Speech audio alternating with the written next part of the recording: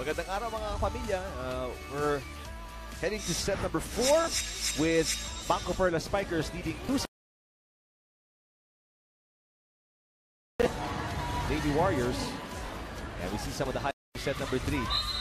Very few, if you ask me, from Pocari sweat Lady Warriors because of the fact that ang laki at ang agang lumawang itong Perlas Spikers and they never really looked back.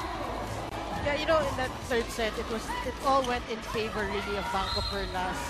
We were talking about what they had to do and what Pocari had to do, but Banko Perlas obviously, you know, they did that. Meaning they weren't the one chasing; they were the one who started out strong, which is what they wanted.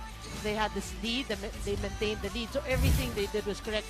Well, in Lady Warriors, they just couldn't find their bearings. Look at the numbers. For the first time, Perlas leads in terms of attacks, 15-12, blocking again. Up by 2, service up by 2. Unforced errors. Can you imagine? Perlas Spikers has minimized their unforced errors to just 2. And Lady Warriors, actually, it wasn't a battle of errors. It's just 2 and 4, both teams minimizing their errors. But, you know, I think as a whole, really, in that third set, it was all Banko Perlas. They dictated the game. Everybody played well. And, you know, Pocari Sweat just didn't have any answer to this onslaught.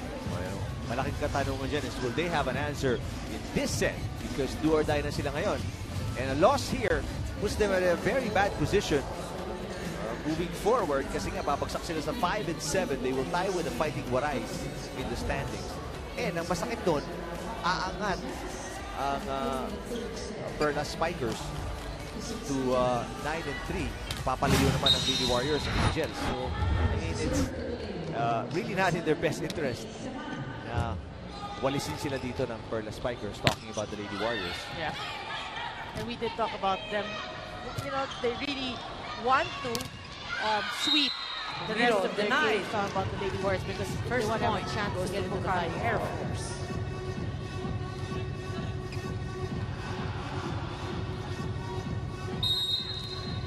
Service, Samana.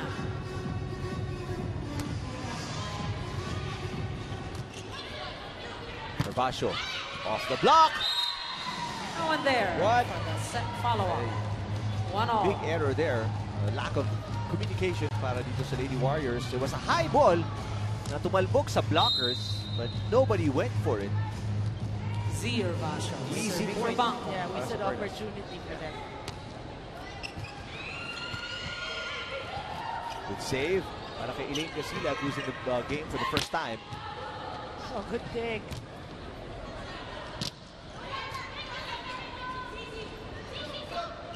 Sabi ni Volley Chaser, road to first. Block. Best blocker na talaga itong si Panaga. Galing ng timing. Go, Pocari. And Rina, hi, go Myla Pablo. Ang ganda mo po. 3 hearts, hope to see you again here in Legazpi. Nag-albay na. Swerte nila, dinalo sila ng Cool Smashers over the weekend. Last Sunday, kasama nga itong Lady Warriors. Pablo will score. Score this report by Denise Dinsay. Eric and Noreen, kung merong med student ang Banko Perlas Spikers, meron din silang teacher and just a quick info, Joy Tacoron taught for a semester. At sabi niya na-apply niya ang pagiging guro dahil she's able to contribute in plays and tactics to her team. And you know, the big question, the million-dollar question, how does she juggle it all? Tama ka nga, Noreen, sinabi sa akin ni Joy na pag mahal mo, gagawan mo ng padaan. Ano man yan? Balik sa inyo, Eric and Noreen. Maraming salamat, Denise. Another, a super woman here, juggling her time and skills. Amy Ahomiro. Volleyball for the and Perlas teaching. Spikers. Tanong ko, strict ba teachers today? Oo nga. Mukhang hindi eh, pero we don't know. Pwede may alter ego to. Process. Too wide. No, it's really part of life, when you juggle your time. Like you, Eric, we talked about it. He starts his day at like 5 a.m. because he's at work, or maybe earlier. You're at work at 6. I'm at work at 5:30, so. Chines Panaga. 5:30, so he starts his day at 4. Sabi nga nila, tama yung sinabi mo, if you love your job, what you do. As Dacoron scores. Dacoron gets a ball touch. 4, serving 3. Shout out to the teachers out there. It's sometimes a job for You gotta do what you gotta do. And I mean, it's it sometimes feels like a thankless job, but it's one of the most important jobs in the world because you're educating the future of not just this nation, but all the other nations around the world. So if you do a bad job, it's bad for everyone in the future. Process. Saka second home yan di ba? After your home. Yeah, that's true. Is your school. School. So it's also Alamata, important. corner pocket. Anyway, we're getting a Serving sentiment five. here. Si Joy may kasalanan. Palomata will score, make it a close game. 1 point lead lang para sa Perlas Spikers, 4 serving 5. Dacoron. Dacoron. Into the block. Paparamdam si Joy dito. 6. 2 point lead for Perlas On Spikers. cue no? After talking about her. On cue. Yeah, that's a great set. Snowball is a perfect example of why is it a great set. Talagang nakita mo humabol yung blockers. They were out of position. That's why Joy Dacoron was able to get it. Silag on the combination. That time around, 5. Serving 6. miscommunication sa depensa as nobody went up against Casilag. Para papunta na si Dacoron pero naipit siya kasi tumalon si Jemper, hindi siya nakagalaw. And then Casilag. That's a no-no. I mean, even if she's off the bench, we all know Elaine Casilag and what she can do. You need blockers. Dacoron again! Dacoron. Wow, Joy Dacoron. 7 to 5. And she's carrying the load para sa Perlas Spikers. Ang ganda nga nung distribution ng touches for Perlas Spikers. Yeah, and what about all the performance of the middle blockers today? We have, Cathy Bersola, Amy Alvino, Joy off the Dacoron. block. They're just solid. 6. Serving 7. 1 point lead for the Perlas Spikers, 7-6. Del Palamata. Serving for the Lady Warriors. Del Palomata, one of the tallest players in the tournament. Ahomiro, yes. With a quick hit. First technical timeout. 8. Banko. 6-6. Pocari-Air With a 2 point lead for the Perlas Spikers over the Lady Warriors. DJ Louis on the turntable.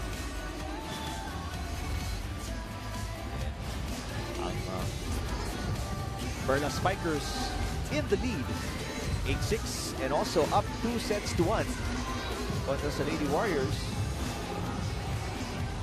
Set number 4. Very crucial game, especially for the Lady Warriors. Sa mga bubukasan ng TV sets nyo, magandang araw. Thank you for watching us on Liga and also on SNA. 5-6, 5 wins, 6 losses. End of the first. Lady Warriors, they are currently number 5 sa standings. Nasa pingit na mahulog. And they are going up against one of the top teams. 8-3. Perlas Spikers. Pablo blocked, but Pablo off the hand bola of outside. 7 to 8. Yeah, you want to mention the importance of this game. It's important then for Perlas, but it's really more important for the Lady Warriors. Wendy Semana. Your end goal From Pocari-Air going to the latter part of the elimination rounds to get to the Final Four. And medyo tagilid pa sila. Ahomiro through the block. Because right 9 above them, to yung 7. Angels nga, na tinalo yung Perlas Spikers in 3 sets. At ang standing ng Angels is 6-5. So 1 full game ahead. Zier Basha serving.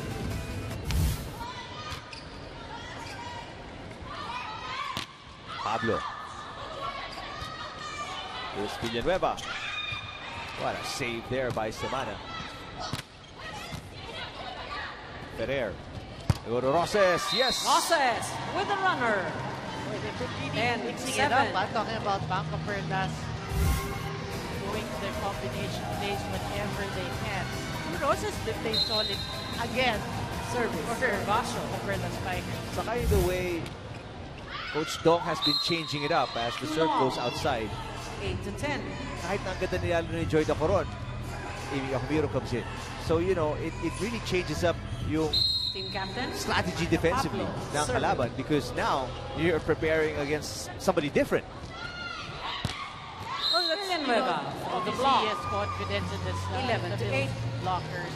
No, actually, they changed Cathy Bersola. Bersola as well. Oh. In set 3, it was Amy and Joy Dacaron. Amy Ahumiro serving for the Perlas. But yeah, I mean, I think the gist there is it's really his confidence. At He knows sales out. wherever he puts 3 in point. will deliver. So Okay. he has the luxury of resting Bersola. Oh, 3 hours ang tulog ko rest ka muna, rest ka muna. Di pwede umidlip. Janet Oh. Panaga Rest na. serving.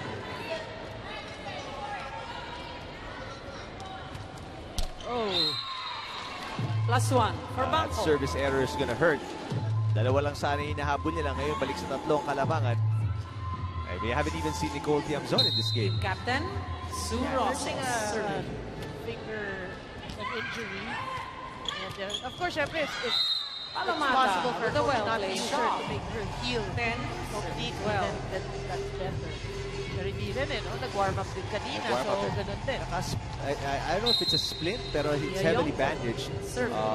If I'm not mistaken, parang 2 fingers on her right hand. Dacaron off the hand of Casila. Joy 13 Dacaron 10. still at it. Although just a 3-point advantage. You see the point by Dacoron. Tatlo lang ang kalaban Handling dito and ng well. Perlas Spikers. Serving for the Perlas Spikers. 13 serving 10.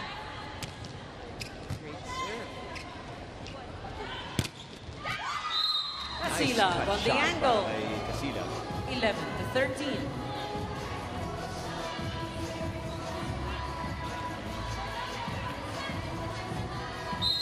Ellen Casila.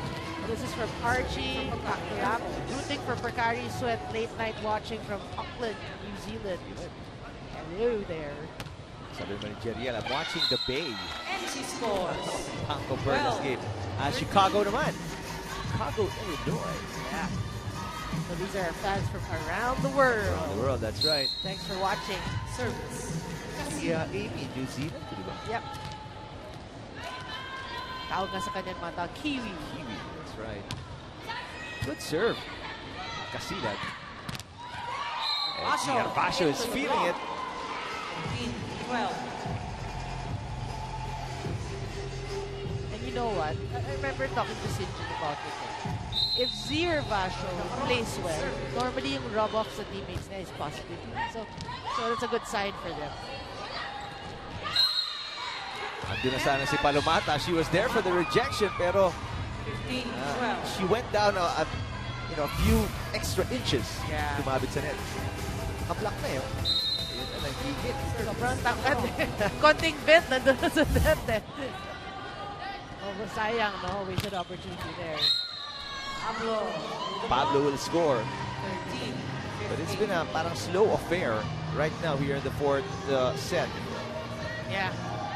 Kumbaga sa for a bad movie, it's kind of dragging. Oo. No, I mean, you're waiting for one team to actually surge forward. And Basho, there hasn't been, one team taking control. Ang lamang ang Perlas Spikers, but palitan na sila ng puntos, and obviously it doesn't favor the team right behind or the trailing team. 16-13, Perlas Spikers kontra sa Lady Warriors. See the fans supporting their favorite team, Perlas Spikers. A win here today will put them at 9-3 in the standings and create a little bit more separation from the Cool Smashers at 8-2 standings. Yeah, actually, the goal of Banko Perlas Spikers is to end up number 1 here in the elimination round. And End of the second. looks like that Technical if timeout. they win today's game, it looks like it's achievable. But speaking of number 1, Ateneo Montolite, a full-on collegiate team, is number 1 know. in the Open Conference. Is that surprising to you, Noreen? It is. I mean, if for any open conference, Aga, we you're don't forget expecting that. all these commercial teams to teach these collegiate teams. That's why they're here. They want experience. They want to learn.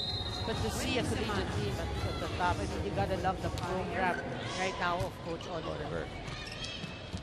And of course, Sherwin. A lot. Wow. Roses From both down sides the ang line. atake. 17-14. Perlas Spikers, and they're really punishing the Lady Warriors. You know what? That's vintage Sue Roses for you. We've seen a couple of errors. She hits it to the net, but she's been playing really well. It's true. And so have, you know, the key players din itong Perlas Spikers. We mentioned Amanda Villanueva kanina pa, Z Hervasio, maybe not at the level we want her to, mga 20-point performance, but Z's been there, timely points. And then there's Kat Bersola, there's Amy Ahumiro, Joy Tapuron. I mean, everybody, even Fen Emnas, Jem Ferrer, distributing the ball very well for Perlas Spikers. That is why they're in control here. They're up by 3. Yeah, it's a team effort, really. But, you know, for Pocari Lady Warriors, you're not out of it. You need somebody to be the vocal leader. I mean, individually, we know their capacity as players. But right now, especially when you need to win this set, you need somebody to talk, to wake everyone up. And that's what I think they're missing. It's not the skill. Ball is out. 19-15. That communication, leadership, and obviously taking care of the ball din. Error on the attack by Panaga, and now it's a 4-point deficit para sa kanila. Kailangan mag-gigil. Dahan-dahan. Okay, no room for error. Magka-error tayo, pero dapat maka-side out agad tayo, hindi yung susunod-sunod. Doon lumalayo eh. Guys, enjoy sa loob. Tapos yung ano natin, yung killer instinct natin sa loob. Ito, bablakin ko to. Kailangan block ko to. Kailangan natin maka-side out ngayon. Lumalayo. Putulin natin yung momentum nila, ha? There you go. Ano ba yung term na side out? Ano rin, ano? Coach Jasper, eh. Oh, she said. Banko on top. Amy Almiro serving. Let's see how the Lady Warriors will respond here pagkatapos ng timeout ni Coach Jasper Jimenez. Here comes Villanueva on the attack, with block by Panaga. To the other side, Roses. Yarionko. Medyo pinanggigilan yun, but came out positive. Yeah, that's what they needed. One stop, one side out. Jeanette Panaga. Serving for the Lady Warriors. Jeanette Panaga getting ready to serve. 16-19, set number 4. Must win para sa Lady Warriors here in this set. They're down 2-1. Ella De Jesus inangat for Ferrer. Here comes Roses again. Check ball. Roses gets a ball touch. Yeah, that was clear. Kasilag. So far, you'd expect a Palomata and a Kasilag to be able to block their height. But Roses and Tacoron just tearing down their block, their wall. Service team captain, Sue Roses. Palomata outside. Palomata, ball is out. And then, sabi ni Coach Jasper Jimenez kanina, bawasan nila. But right now, they can't seem to limit their errors. Tawag ulit ng timeout si Coach Jimenez. Nagsusunod-sunod yung error natin. Okay. Kailangan yung ano natin, killer instinct, pag binigay sa inyo, dapat patay yun. Maganda na may receive. Anong problema? Ba't di mo na follow? Hindi ka naka-ready, hindi ka nag-swing. Akala mo hindi sa ibibigay. Expect lagi, lalo na pagka spiker kayo sa harap. Kailangan pagka binigay sa inyo, dapat naka-ready kayo. Okay, malayo pa yan. Kapitan natin, Isa-isay natin, dahan-dahan tayo, dahan-dahan. A game where itong Perlas Spikers came back in set number 1, down by 6. And hindi talaga malayong makabalik din naman. Yeah. Itong Lady Warriors down by 5. 16-21. Yeah, well, you can't see it in your screens, but actually, itong Lady Warriors nag-huddle. You know, that's a good sign. I haven't seen them really communicate much, so that's what they need. You know, the sense of urgency. We need this set. They had a good receive kanina. Outside lang yung palo ni Del Palomata. Tingnan natin ngayon. Good receive is imperative. Tapalsa. Yes! That's what exactly what Coach asked for, Coach Jimenez. Makabawi sila. Makakuha ng side out. Open close quotation. Amanda Villanueva, she's been playing very well today. Kasilag, a tip. Pagapang, Silag one more time. Inangat naman ni Roses. Villanueva down the line. Outside. Ball is out. She saw it, eh, no? Parang ang bilis ng set. She saw Samana in front of her. She wanted to challenge, pero sayang out. Timeout. Time out naman si Coach Dom de la Cruz. Punta tayo sa Perlas Spikers. Palo, siguro doon, okay. Oh. Good pass ha. Patakboy mo si Joy. Patakboy mo si Joy tapos sa labas. Okay? Oh, tibay ng dibdib ha. Tibay ng dibdib. Kailangan natin itong ano. Kailangan natin mag-point. Banko Perlas! Let's go! And alam mong ayaw ni Coach Dom de la Cruz umabot ng 5th set, ano? Dalawa lang yung na-score out of that 5-point lead. Dalawa lang ang tinapyas ng Lady Warriors. Tawag agad siya ng timeout. Just 3 points. And you know, what the line? Iba yung div.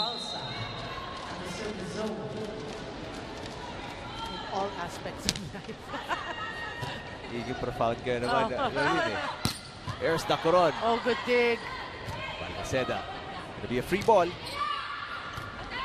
Ferrer back to Dacoron. Blocked by Casilag. Ferrer to the other side. Villanueva outside. Wow. Villanueva, too long. Don't look now. That's just a 2-point deficit. Hinahabol ng Lady Warriors. Yeah, 2 errors there. 2 successful successive errors. But what about that dig by Lady Warriors? That's crucial digs and blocks for off the Coron or against the Coron. Speaking of Dacoron. Ooh! The first touch was there from Pablo, pero nag-agawan, nagbanggaan ni Balmaceda and Cabalsa. Oh, sayang, no? But good effort, though. I mean, the ball was really, although Pablo naiangat, no? Mababa eh, so good effort. 22 serving 19. Oh, poor first ball. Masakit yun for the Lady Warriors. 23 to 19. Because the lead is back to 4. What a time for that service to come. Villanueva. Well, Perlas Spikers needed that. Makascore pa doon ang Lady Warriors. Would have really changed the complexion ng game na to. Casilag! Yes! Casilag on the combination. You know, when you look at the 20, performance of 23. Casilag here in the 4th set, parang sayang, no, na ngayon lang siya pinasok in the 4th set. Because that's the Casilag that everybody was, you know, raving about when, you know, the first time they saw her play. 3-point game. 20 serving 23. Solid serve, but it's too strong. And that is going to be match point para sa Perlas Spikers. 24-20. Well, painful error there. That was huge, no? That's crucial. That's like waving the white flag there. Pablo outside. Ball is up. That's the game. 2 straight errors on the part of the Lady Warriors. 25. And they cough up set number 4. Congratulations to our Banko. 25-20. Big sigh of relief, definitely, for Perlas Spikers and Coach Dong de la Cruz, as their team will climb up to 9-3 the standings. Meanwhile, ang Lady Warriors will fall to 5-7, a really dangerous position moving forward. They're going to be down a game and a half now kontra sa Angels. Yeah, I mean, and you mentioned it earlier. They're tied right now with the Fighting Waray, so we still don't know who's gonna enter the Final Four. That's right. There's the confirmation of the 4-set win ng Perlas Spikers as they bounce back after losing to the Petrogas Angels last Sunday. They win in 4 sets, only giving up the second set. You can tell, you know, they were very feisty in the first set. They were down by 6, come from behind win, and they had control of set number 3, led by as many as 12 points. Yeah. And set number 4, hindi na nila binitawan. Humabol din ng bahagya itong Lady Warriors towards the end, but effort just not enough. You know, I think what spelled the difference in this match, no, is they were able, you know, they started out slow, although they won the first set, second set, parang naglapse na naman sila. But I think Banko Perlas, they were able to, you know, go over the hump. Kasi, syempre, ang fear ng fans or ng mga yung coaching staff is the way they played in their last game wherein they lost 3 straight sets to the Petrogas Angels. So when they're playing slow again today, everyone's like, oh no, is this going to be one of those days? They were able to go over that hump, and I think they never looked back from there. And our best player is standing by right now, kasama si Denise Dinsay. Denise. Actually, wait, Eric and Reen, they're still having their picture, as you can see. Okay, Amanda, congrats on a great game and for being player of the game. And I wanted to ask, there were still a lot of unforced errors for the Banko Perlas Spikers. So what's the key to lessening those? I think it's about trusting each other and playing as one. You know, having a unified goal, and that is to be part of the Final Four. I think that's more than enough. And how about when it comes to consistency? Consistency with how you play. I think kapag nagtatrust sa'yo yung teammates mo, it will come. It will come on its own. Alam mo yun, hindi mo na kailangan ipilit para magiging consistent ka individually and as a team. Wise words. And is there anyone you'd like to greet?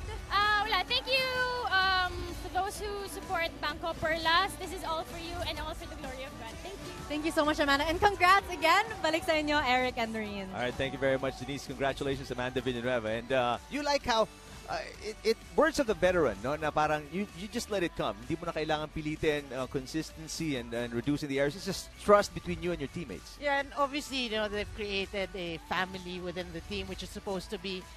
We've seen them in previous conferences, but parang they're different now. They feel more confident. I guess the trust factor is a big issue, and I think it's more of they're enjoying each other's company, you know, on and off the court. So it's a big, improvement for the team.